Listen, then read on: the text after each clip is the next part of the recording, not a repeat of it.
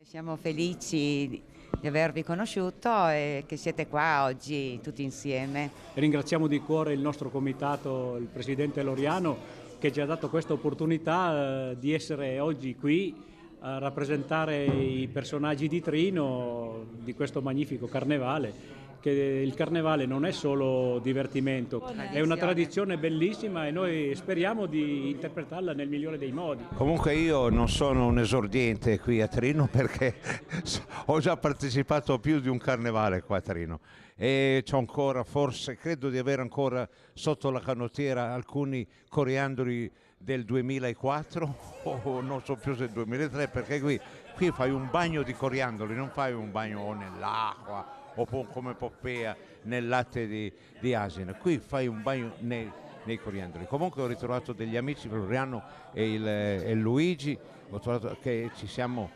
appena visti, riconosciuti, abbracciati, quindi vuol dire che l'amicizia non è scomparsa.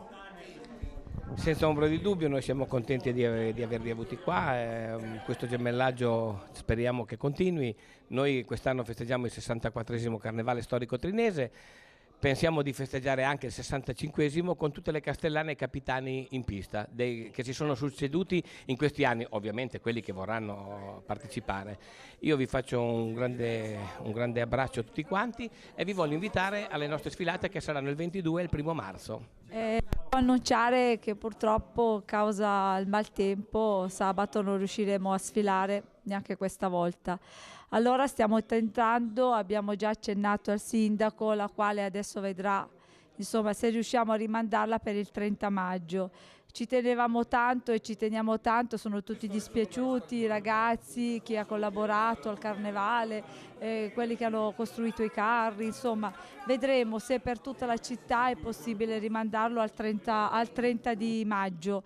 30 maggio, finita la Quaresima, siamo in primavera, come dappertutto in tutta Italia fanno i carnevali estivi, ci terremo a poterla rimandare ed effettuarla con le stesse modalità il 30 di maggio. Aspettiamo una risposta dal sindaco, spero che sia positiva in modo da poter festeggiare tutti insieme.